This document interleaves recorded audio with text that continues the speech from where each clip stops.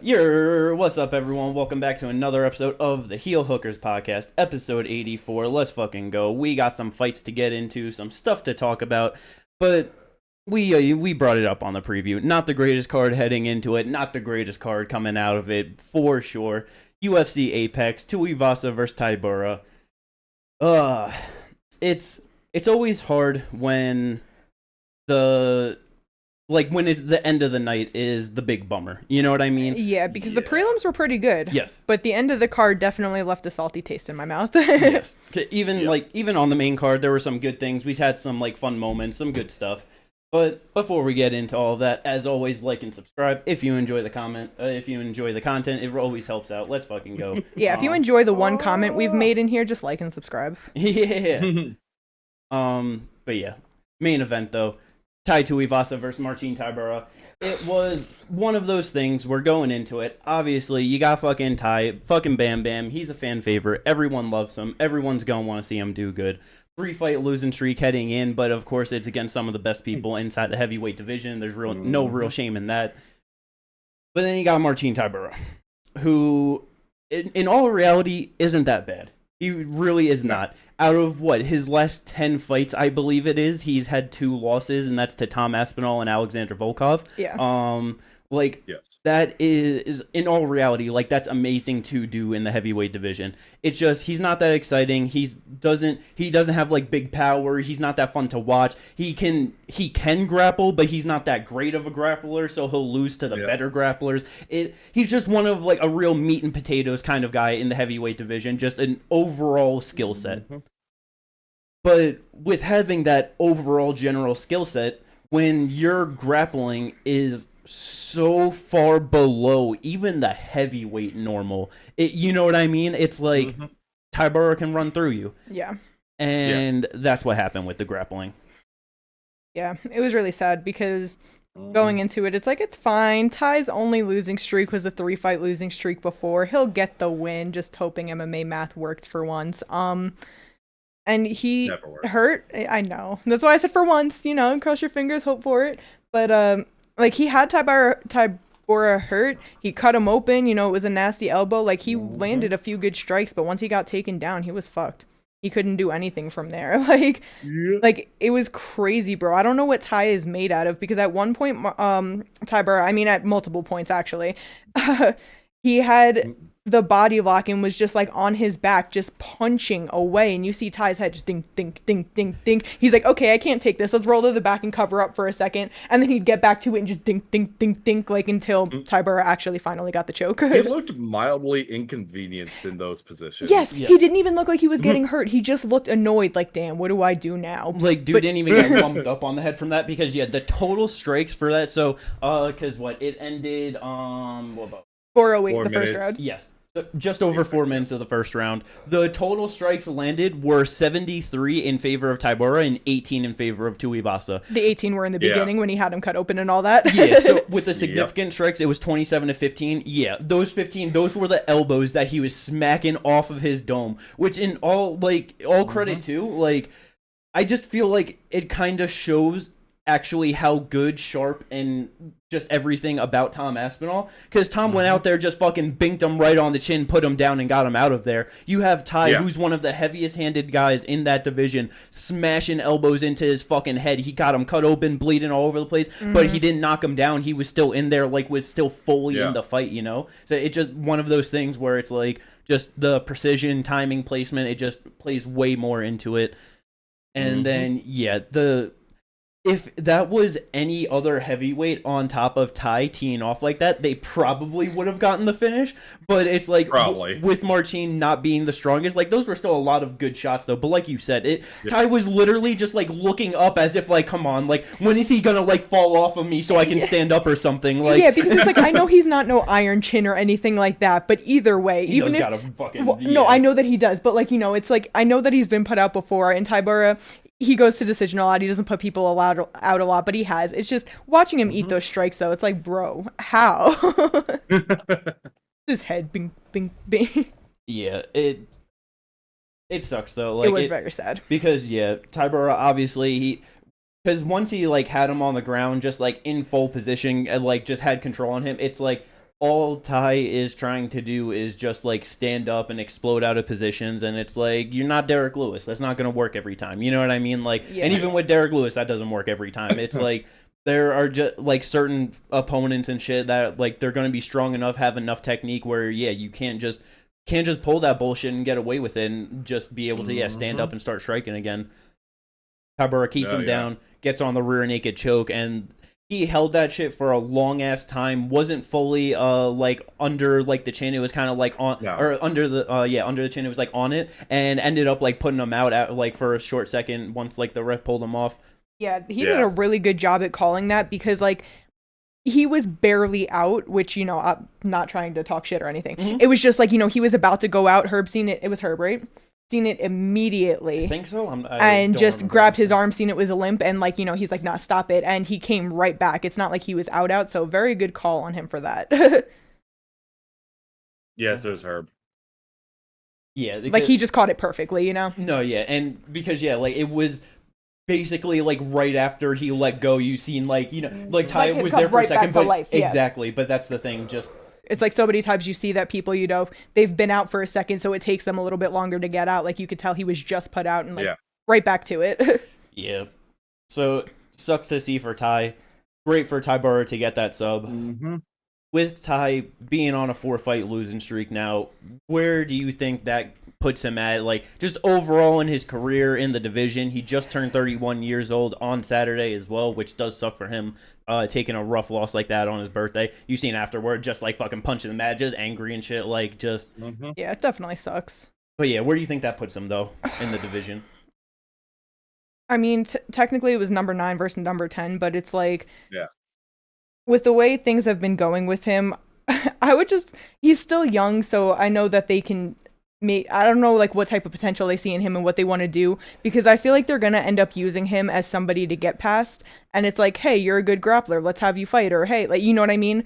But I would love to see him just fight other strikers and just get wins, not get taken down, you know, just have good fights. I know that he can get knocked out, but he can also knock people out. Like, match him up correctly, let him do good for a little bit. Because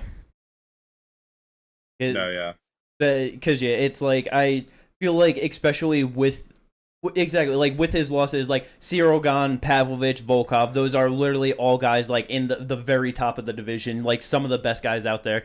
Tybura, like you said, was number 10 coming into it. Ty was still only number 9. It's one of those things where it's like, oh, well, he's only losing to like this caliber, so like, yeah, you just go down a little bit, and then it's like, you know, going down a little bit from Tybura, it could still be like back end of the top 15.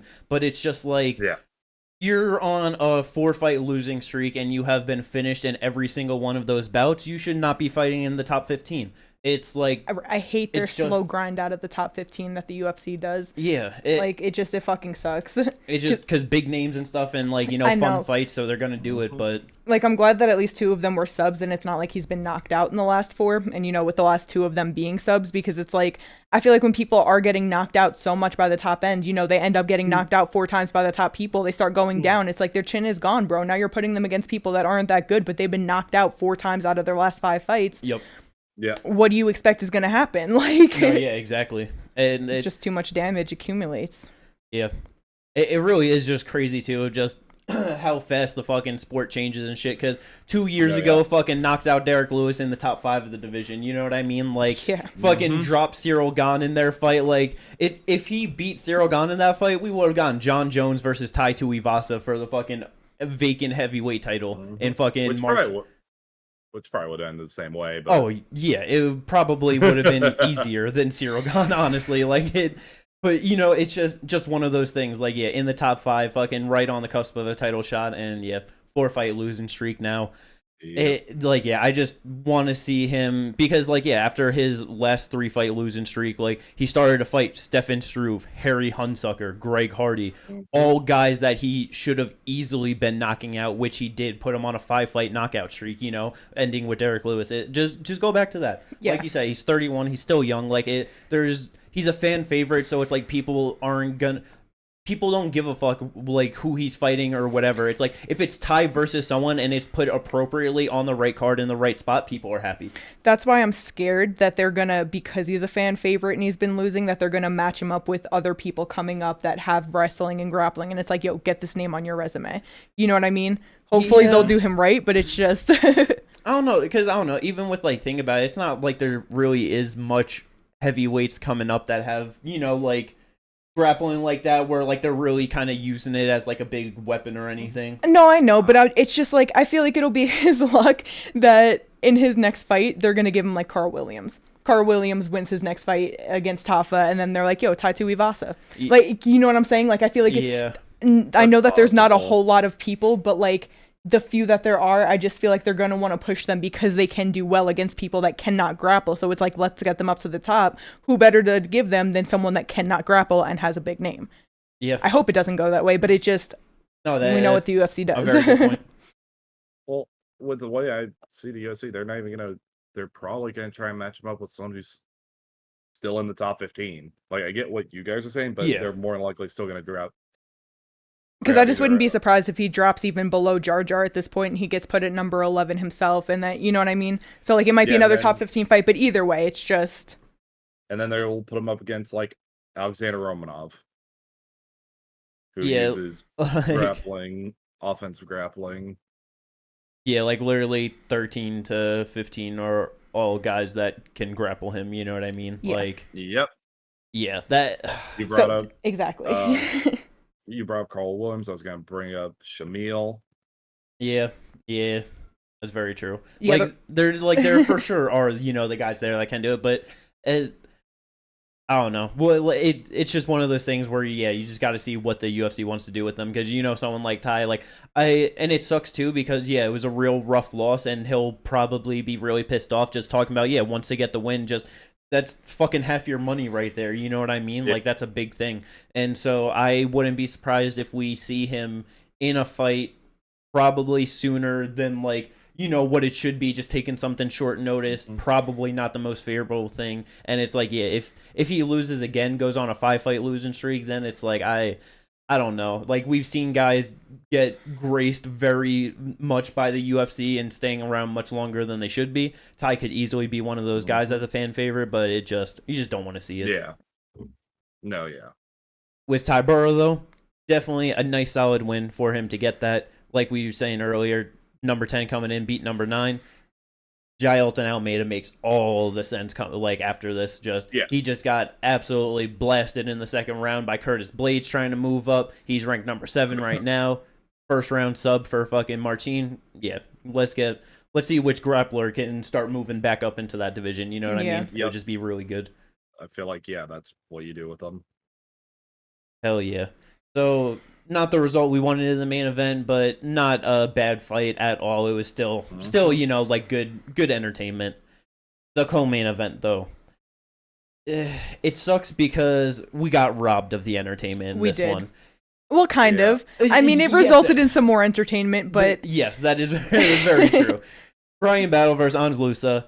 Brian was whooping him in the first round. Yeah, man, that first round for Brian Battle, he was looking way better than I have ever seen him look, honestly.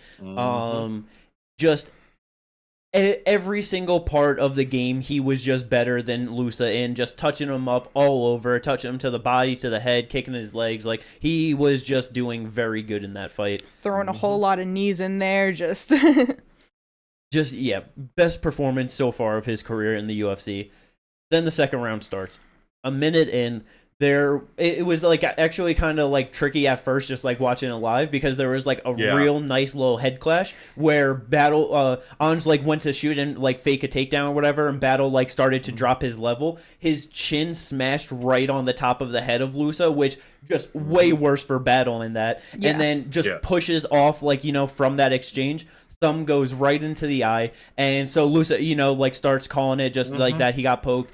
And it was like a minute and a half or something. Maybe 2 minutes at most. Yeah, dude is it was a minute and a half. It was crazy because he's in the corner. You see him talking. He's not blinking his eye. He's not touching his eye. Like every couple, like every 30 seconds or so, he'd be like, "Oh yeah, let me wipe my eye real quick." He did not look bothered by his eye at all, and then tells the doctor he can't see. Of course, once you say that you can't see, the fight is over. He's sitting there looking like he wants to cry, like, "Oh no, the fight's done." And when they met in the middle for them to officialize it as a no contest, Brian turned around and was like, "You're a fucking pussy, bro." And just started talking shit. Loosa starts going back at him. Because, Brian's like, "Bro, you were just looking for a way out of this fight. You didn't want it." He gets on the mic. He's like, "I was whooping his ass. He was looking for any way out, and he found it." And it was very funny. And because that's just like... Because that's the fucking, like, that's what it was just like, I don't know, it's one of those things where it's like, like, a foul happened, so it's like, obviously, like, shit happens in a fight, like, you know what I mean? It's like, if you have a problem with your eye, like, you know, whatever, it's like, at the end of the day, like, it sucks as the fans, but it's like, it is what it is. Like, if you are having trouble seeing, especially in a fight where you are losing, it's not smart to go back out there and do it, but it's the fact that as soon as that shit happened, and then like he was immediately fine. "I'll fucking kill you. I'll fucking kill you." To go after and fight Bryan Battle after it was like all that shit happened, and it's just like you have 5 minutes to recover from a foul. If you were that pissed off and just like, "Oh, I could just fight you right now because of this," and it's like, why didn't you just take the time and then keep fighting? Exactly, because I never talk shit about people when they get fouled. You know what I mean? There's always like, you can always tell, like, no, like they obviously have something going on. You know what I mean? Like I can always find the excuse for somebody and try to justify, like, no, like they got fouled and it's just not smart. But with this and just like watching the body language, watching his reaction to it and everything, he looked perfectly fucking fine. He did. It's straight up, he looked fine. And then directly after just being so like, "Oh, I'll kill you, I'll fight you." It's like, bro, I thought you couldn't see. I thought you was hurt. Just like, had the opportunity to be doing this shit. Yes. And you didn't. Yeah. That... I'm like, so Brian said to run it back, and I don't think they should, because obviously Brian was beating his ass, but just because I want them to. You know what I mean? Like, just because of all of that, I think it would be funny if they did run it back. I know they're not going to. And Brian honestly should fight up from him, even just after that one round, but... Yes. It's just funny. I mean, they might run it back. It's, you know what I mean? Like, he said next week, let's go. Just I don't care. He's like, man, but it is definitely funny, though, that it's like, just... we got robbed of that, but because of the no contest and like him talking shit, like that was definitely like best case scenario for Bryan Battle. You know what I mean? Like, for sure. I feel like he probably got like, just people are probably liking him way more after that than if he just were to beat him up to a decision or even if he were to get a stoppage. You know what I mean? Like, it just would have been like a whatever kind of a thing. No, also a funny mention was after Bisping was like done talking to him and done talking to him on the camera, you just see like the camera pan away for a second and then like it goes back to showing Bisping and he's just like talking shit with Battle, more than likely being like, "Yeah, bro, he didn't want it," and you just see him notice the camera on him and he's away. He turned him like it was like that jumping, like he stay getting caught. So fucking funny, man. This dude, he like, dog, there's cameras in that cage, all over that cage. You're gonna be seen. It after the card. I mean, it's fair, you know. I probably had a hard time seeing the camera. Didn't think that it was there. You know what I mean? It is one of those things. He got one eye, you know. Which it's his right eye that's fucked up, right? I think so, probably. Oh yeah, he definitely didn't see that fucking camera over there. But yeah, man. So it just wasn't like, you know, the most spectacular shit overall, but got that great moment, so that was fun. This next one, though, I said it heading into it. I had a feeling. I just knew that Kennedy and Nzechukwu could just shit the bed against OSP. And by God, did he manage to do it in the most spectacular fashion for OSP in his career. Lands more strikes on Kennedy than he's ever done in his entire UFC run. Drops him in the third round. Like, bro, this fight was so frustrating to watch. OSP was so... Okay. It wasn't just, it sucks how it was both frustrating and boring at the same fucking for the first two rounds, at least, because the third round was fun. But listen, the third round they went after each other. I'm not sure exactly where to start with this. But I guess it would just have to be with it. It just, to me, it looked like Kennedy was paid to not win this fight. I know that's not the case. I'm not saying that, but that's how it looked. Because straight up, he was throwing little baby shots, mostly jabs the whole time. His right hand was open for days. OSP was so open to get hit, and there's Kennedy just throwing jabs and missing everything he fucking threw. My favorite sequence was when Kennedy pressured OSP on the cage. OSP's head went left, Kennedy's hand went right, and then the other way. His head went down and back up. He throws the uppercut. Like, he was just missing on everything in the wildest, slowest fashions, and OSP just walked forward and was like, I'm out. I don't know. It was crazy. It was so bad and frustrating. Kennedy really could have done so much more. OSP probably with the slowest, slickest head movement I've ever seen live in a fight. Like, just watching how slow, like, just to that point of the, like, it was just so insane to watch, man. And what was just so frustrating, like, for me, because round one, you're watching him work. You're seeing Kennedy be way more technically there, just like all of the opening and shots are there for Kennedy to just throw like a double jab right hand into just hit OSP. And even real committed jab, like. Yeah, and he is just refusing to like go after OSP in any way. Dude is coming off of getting knocked out in the first round by Felipe Lins. Like, come the fuck on, man. Sub-minute in the first round, he got knocked out by Lins. And you're just giving OSP, who's 40 years old now, all of the respect in the world. It's like, why? OSP didn't even attempt a takedown on him until the third round. And even that was really funny. He looked like he bull rushed him with his shoulder and just spun out. There was a couple of times where it was earlier on where he just like ducked under a shot, puts his shoulder into his chest, and just turns out like, I don't even care to grab a clinch. OSP could, and it was just like, nah, I'll just stay on the feet, because Kennedy was just no threat to him. It was just It was just insane to watch, man. I was so fucking frustrated for Kennedy. And then by like midway through the second round, when it was just like, okay, OSP's like doing good, like this is probably going to be 1-1 heading into the third. It's like, I just want OSP to win, man. Like, good for this fucking 40-year-old dog to get it done. You know what I mean? And then for real. Exactly, 40 years old, third round, OSP goes out there attempting 140 strikes at 205 pounds. Give it up to the man, bro. Like, that's just awesome. But I still have to add to that a little bit, because the third round OSP, for him to go out there and outstrike Kennedy and like just win the exchanges, just really put on a dogfight in that third round specifically, was insane to see.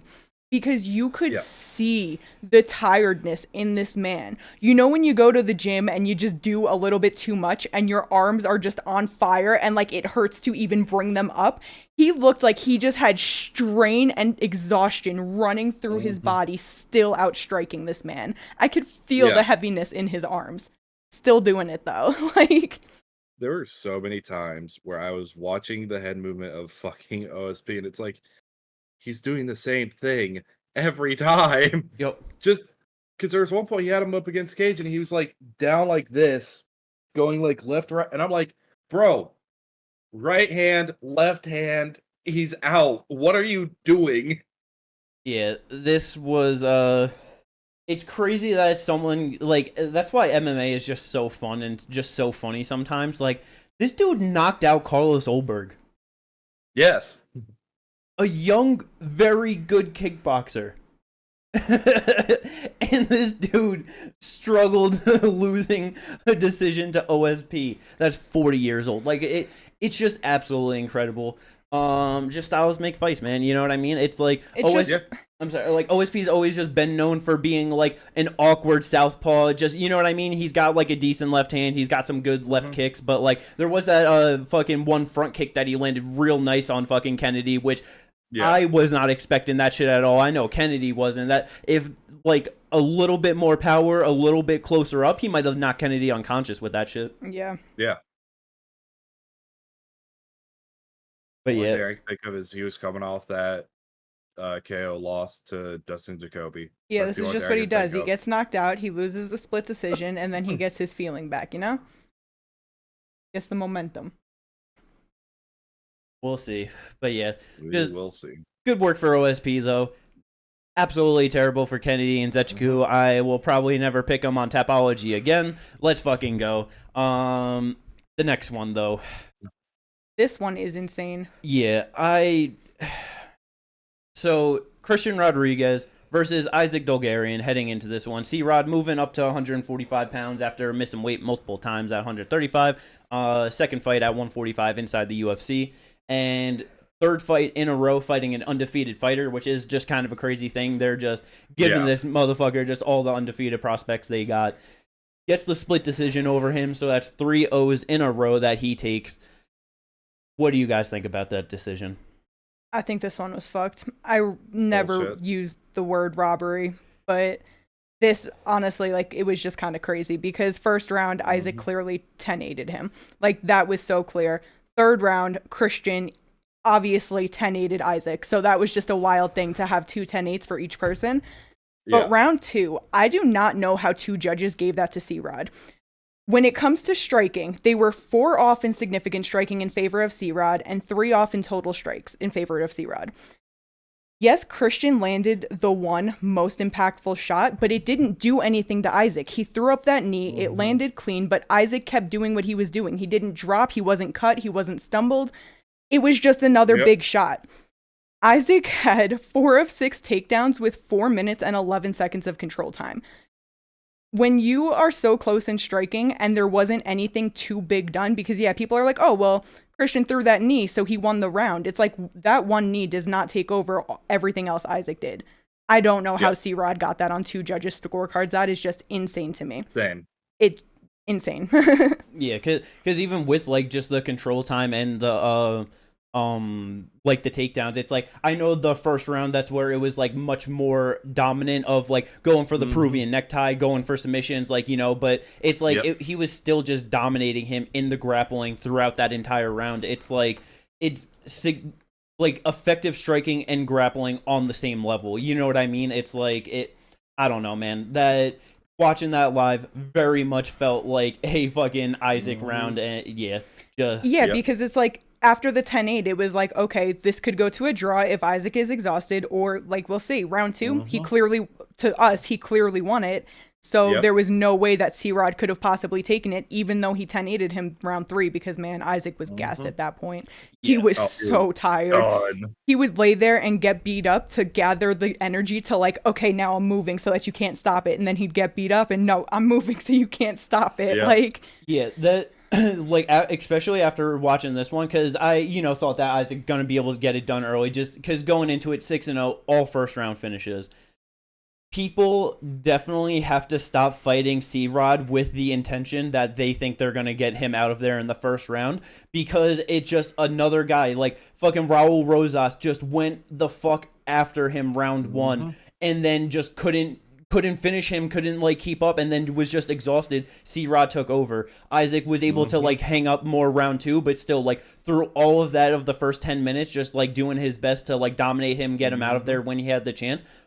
Just exhausted round 3, and it's like, yeah, man, C-Rod's fucking tough as shit. He's not going to be easy to get out of there on the feet, on the ground, whatever. It's like definitely a fucking tough young guy coming up. Yeah, but that wasn't his fight. They really need to stop. He hasn't been finished at all in his fucking one decision loss to Jonathan Pierce. Yeah. Short notice UFC debut, and JSP is a very solid fighter at 145 pounds.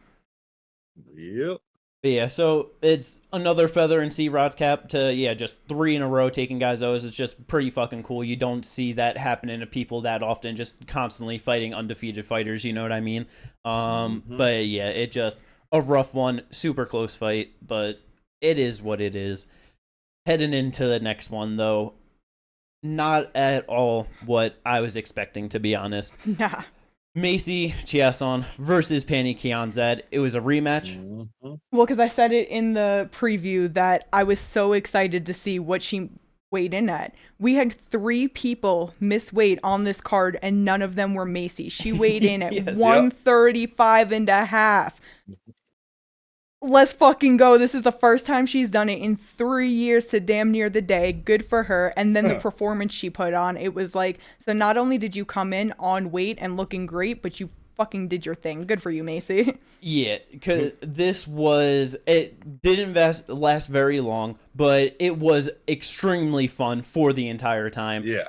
I just figured right away that, like, on the feet that we were probably going to end up clinching up with them. Like, you know what I mean? Like, that was going to happen pretty quickly. Macy is very strong in the clinch, very solid. She loves to throw elbows, just good strikes from there. But then they get into the scrambles. Fucking Penny throws up the armbar for the second. Macy gets out. She goes for an inverted triangle for a moment. And it just, you know, it was just such good fun. It ends up, Macy gets the rear naked choke on the ground in the first round. I'm pretty sure, when was the last time she got a finish win inside the UFC? I'm pretty sure it's been quite a little bit. Last finish win would have been over Sarah Moraes. 2019. Yeah, Sarah Moraes or Moraes, I don't know. But yeah, just it's been a while since she's got it done in spectacular fashion, so it was just very nice to see. Like you said too, making 135 pounds, very solid, no problems at all. Great to fucking see. She's going after the title. Number 10 heading into it, just dominated number 6. I feel like the best fight for her to get into is Mayra Bueno Silva. Yeah. Yes. Because she's fought a lot of people at the top already. She's lost to a lot of them. The one fresh matchup that would just be fun to see. It's like, yeah, that would be a very interesting fight. And I think that's winnable for her. She's bigger than Mayra. Mayra likes to grapple, but if she's like physically just better and stronger, and she can, even if it comes down to her surviving the first like round or whatever and just gassing Mayra out, I think that Macy can sub her. Yeah. Oh yeah, for sure. Mayra's going to be willing to engage too, so it's just, if Mayra like does not learn from that performance, you know what I mean, against Rocky, and it's like, even if it's just like, oh well, you know, like I got tired, like because just going in 5-round fight, whatever, I could just go for like 3 rounds. It's like, nah, she's got to tighten things up and just, you know what I mean, just if she just tries to blast the doors off Macy, I don't think she's getting it done, and Macy could just fuck her up because of it. Entirely possible. Yeah, just great to see. Had a long layoff, gets a solid win. Could easily be 1 or 2 wins away from being in a title fight. We got Kayla Harrison coming around, so I think could definitely get crowded and murky at the top of that division, and especially if they don't book shit like as fast as they should, and they decide to just wait as long in between like the last fights that they had. This shit's gonna take a while to get through 135 pounds. Yeah. Hopefully they move it up so we can get some good shit going on there. Maybe get some excitement on the division, But either way, solid performance for Macy. In the opener, on the main card, another rear naked choke. All of the submissions on the main card were rear naked chokes. That's kind of interesting to see. But GM3, though, fighting the second Bam Bam on the card. Both of them get subbed by rear naked chokes. Both of them get subbed by rear naked chokes. Neither of them tapped. Both ref by Herb Dean. Yeah, and both of them were not on the under the chin. They were on the chin. That is insane. That is kind of crazy to think about. Yeah. I did not realize all that because just Bam Bam, he's tough. He can put on some good fun fights, but he is not a good grappler at all. He's not that great of a striker, technically at least. He's just a banger, you know what I mean? And why the fuck is he fighting at 185 pounds? It's just not it, man. Like, just not even close at all. Because he's 34 and doesn't want to cut. Yeah, I guess, but clearly it's not like the smartest thing, you know what I mean? It's like, I wonder if he just thought that, I don't know, he was losing at 170, so maybe moving up to 185 would be better. Because the RDA and Gunnar Nelson, were at 170, and then he moved up, but now he's just still losing. Yeah, which, if anything, that's kind of a bad logic, because RDA is an undersized welterweight. So he's I don't know. I'm just trying to think. I know, and it's like, I mean, I feel like RDA and Gunnar Nelson, like in terms of their skills at 170 pounds, are definitely higher up in like the rankings than Mahmoud Muradov and GM3. You know what I mean? Yeah. I know what you mean. It's definitely like it's one of those things where it's like, yeah, on a 2-fight skid, just trying to mix things up, But 4-fight skid now for Bam Bam. Both on 4-fight skids too. Yeah. Damn. It's crazy. We should have seen that one coming in the main event. Yeah. After this happened. The writing's on the wall. Damn. Yeah. Well, shit. It was just it was GM3's basic performance. He just is not that great on the feet, can just walk people down sometimes, throw in some shots. He'll throw out some kicks, gets a takedown, works on top, gets the sub. Just a classic Gerald performance. Still has the most submission wins inside middleweight division, and he did tie Anderson Silva for the most finishes in middleweight history too. So just a cool feather in GM3's cap that no one will really give him the most respect for, but dude is tied with the fucking GOAT of the division with finishing the most people in the UFC. That's just awesome for him. Yeah, that's great for him. Like, shit. Fucking 36 years old too, just still getting it done. He's just one of those guys. He's gonna get matched up against people that he can beat. He'll get some good wins, and then they're gonna feed him to a prospect that they want to beat him. You know what I mean? It's just the name of the game. But with that, that's the main card. That's all we got. And now we go into the prelims. Biggest things on the prelims that you guys want to talk about. This time, I'm gonna go first. I always ask you guys what you want to go into first, but this time I got a little bit of something to say. I'm sad.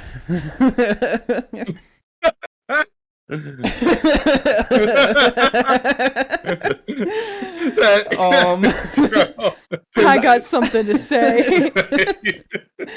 I had one fighter on my draft tonight, for last night on the UFC card, and it was Josiane Nunes, which she is incredibly undersized at 135 pounds. She's had fights in the UFC at 145 pounds and still knocked people out there. She's just good fun to watch. But I am sad that she just lost a unanimous decision to Chelsea Chandler. She didn't give her the full-on turnaround sprint, but there was one point where Chelsea did have to make a nice little strategical getaway and circle around running away, you know? Yeah, it started with that run, though. She ran and then circled. She learned. She's like, I can't full sprint, but... She's like, I forgot it's rounded. Chelsea was so much bigger than her and able to just take her down and easily control her. Yeah, I thought that Nunes should be able to just piece her up, maybe be the first one to stop her, but 5'8" to 5'2" goes crazy, and Chelsea missed weight.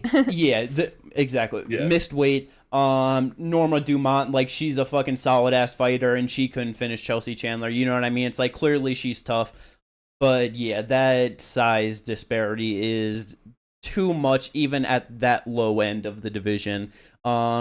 She, in my opinion, has to find a way to see if she can make 125 pounds, or she is not going to be able to do anything. Yeah, because realistically, even at 125 pounds, 5'2" is still undersized. Yeah, she got long ass arms, so that could definitely help her out. You know what I mean? For sure. Because she might only be 2 or 3 inches shorter. You know what I mean? And have a significant reach advantage, but. Yeah, man, it's getting beat up and just controlled by fucking Chelsea like that. It's just not great. Not at all. So that was my big sad shit of the night. Hey, you seemed like you had something you really wanted to get into on the prelim, so what do you got? What do you want to talk about? Bro, the third fight on the prelims, Jacqueline Amarim and Corey McKenna. Yeah. That was ridiculous. Yeah. I thought that Jacqueline was going to be able to sub her. I thought it was going to take her a little bit longer, though. Yep. Corey has shown to be pretty solid, even though she has short-ass fucking arms. That shit is crazy. Young as shit, too, though. 5'3" with a 58.5-inch reach compared to Jacqueline, who is also 5'3", with a 68-inch reach. Yeah. Absolutely stupid. Yeah, just... ridiculous. But anyway, Jacqueline, she goes in, she finishes a lot of people, she gets the subs. I thought that she was going to be able to get it done, but she made it look easy. The ref, on the other hand, made it very difficult for her. So there was a weird moment because Jacqueline had her, and what was it, the triangle armbar at that point? Yeah, and it looked like McKenna went to tap, but she never actually did. The ref says stop, so Jacqueline lets go, and then he was like, oh, no, wait, no, continue. Yeah, so then she keeps going. She ends up rolling, grabbing the armbar up, and That was nasty. Corey did not know how to react in there, and she absolutely made it worse on herself. The way that she was twisting and turning, her arm was bent in a way it should not have been. Her face looked like she was in pain. Strictly off of that, I feel like the ref could have stopped it, just seeing her, like, you know what I mean? But she finally ends up tapping. I guess she didn't actually hurt her arm, but Jacqueline made that shit look super easy. Yeah, because like when she finally got her to tap, the way, because like obviously on the arm bar, like, you know, you have it on like your hip and you're pushing into it, and like, you know, you usually just have it going up. The way that she fucking just bent that past her hip and started to twist on it, that, oh my god, that shit was absolutely disgusting. Damn near fucking had to sub her like 3 times in that fight for it to finally be over. Didn't even last 2 minutes. Beautiful performance, and just keeping up that 100% finishes in all of her wins. So, I mean, I know we haven't been throwing it out there, but she was one of the people to get a performance bonus. There was no fight of the night, but 4 performance bonuses were given out. Tybura, Macy. I'm sure we'll talk about this, but obviously Jacqueline was one of them, and then Jeff Alfila. Yes. But yeah, absolutely amazing. Gotta love to see it. 28 years old too, and that's 125 pounds, I believe. 115. 115. Sorry. But yeah, so it's been a while since we've had a fun like straw weight coming in where it's like, okay, you might actually be like a real player. You know what I mean? Like, just beautiful, solid performance. Ginger, what you want to get into? So Thiago Moises. Yes.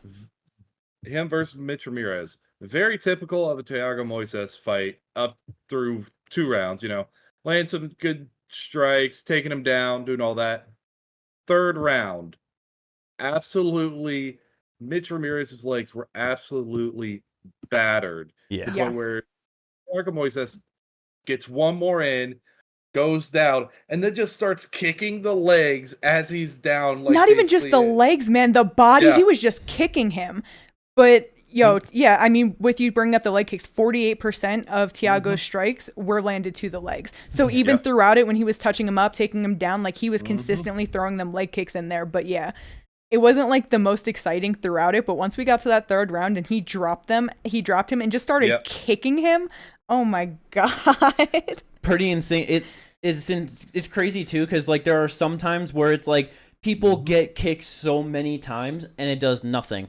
Biggest thing that I can think off the top of my head is Max Holloway eating like 80 leg kicks from Yair Rodriguez over 5 rounds, and Yair was the one with the broken foot. 12 leg kicks Thiago Moises landed across this fight for Mitch Ramirez's leg to be absolutely fucked. That's crazy. 12. Nasty. Just great performance for Thiago. The thing that I loved that he did afterwards, decides to just start talking all the shit to Dan Hooker. Just, why is he that high ranked? He's not that good. I'm a main event fighter. I shouldn't be fucking this low on the prelims. Give me a main event against Dan Hooker. And I love it. Yeah, that's great. Yeah. Probably not going to get it, but way to fucking call your shot. You know what I mean? No, yeah, for sure. Just, it's always like, every time I look at Thiago Moises and go through his shit, 28 years old, absolutely insane that he's still that young. 12 fights in the UFC now. Just a solid ass bounce back win after losing to Benoit Saint-Denis. But yeah, he's always floating around the end of the top 15, so he's always a couple wins away from getting a big fight. Yeah. But hell yeah. Other than that, fucking Jafel Filo got the 1st round rear naked choke, got that performance bonus. Josh Coolbaugh, Danny Silva had a pretty fun fight and going to a split decision. As you said, 3 fighters missed weight. They went 2-1 on the card. Mike Davis was the one to get the win over the heavy fighter in Natan Levy. Just, that was a real solid performance for him too. As soon as the fight starts, just starts walking him down, right hand right through the guard on the chin, sits him down, and then just puts on a fucking grappling clinic over Natan Levy, gets the arm triangle choke in the 2nd round. Beautiful. Yep. But that is this UFC card from the Apex. Had some good fights, had some fun shit, but, not the greatest overall. Just can't wait for next week. It'll be a better one at least. We got some more fun fights compared to this one. But the last thing to talk about is Tapology, which my win streak still continues, but with a little bit of a twist because I tied. This motherfucker is just so funny because, yeah, like, you know, we'll just do, like, our Tapology picks, like, next to each other, but it's like, we might talk about, like, certain things of just, like, oh, how we're thinking, what, like, you know, or whatever, but it's never like, oh, like, we never say anything to, like, sway the other person or, like, you know what I mean? Put in our picks, and we had 2 fighters by different rounds in winning with me and Kate. So basically everything was exactly the same. And Ginger in both had of those one fighter different. Yeah, in both of those fights where we had a different round, because literally the way in the round were the same for everything else. Neither of those fighters won, so we just ended up tying. And then me and Jimmy got the win with Jacqueline because Ginger went Corey. But yeah. Which it's very understandable. Like I was kind of like iffy on that one, and then going through the group and seeing how many people had Corey by decision, I was just like, damn, did I really like miss something here? Like, am I about to just feel like an idiot going fucking Jacqueline? But nope. Yeah, honestly, I saw those arms, and then going through Jacqueline's record, I was like, nah. That's honestly what it kind of was for me too. It was just like, oh, you're a little bit older, same height, but long ass arms in comparison. I just feel like it's gonna happen. Not a high scoring night in Tapology at all. Out of the 13 fights, me and Kate got 6 of them right, which is basically half of them when you count that the no contest in the co-main. So, you know, only 12 fights could have actually been like picked right. Yeah, and we absolutely would have got that one right with Brian Battle. Yeah, he was cruising to a fucking win. I don't know if he would have gotten the first finish over Loosa, but he easily was going to win that fight. Yep. But yeah, not that great. I think I had 2 perfects. Yeah. Not the best, but... But I won this week. Yeah, and I won this week. Let's go. Ginger didn't. Yeah. Do you have any plans to change up your strategy to possibly stop my streak? Because especially at this point, every week it's just more and more nerves every time going into it. Especially with this fucking 3-week stretch of like fight nights and just not the greatest cards overall. You know what I mean? I'm just hoping I could ride out wins to the end of March, get the first quarter secured, and then I don't really care what happens after that. Honestly, the next week after I could get 0 picks out of all of the fights, and it'd be perfectly okay. As long as I get through this this first quarter.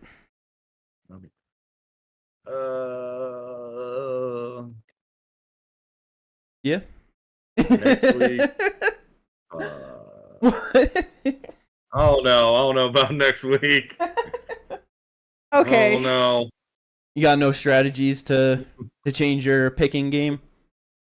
How in depth do you go into looking at people?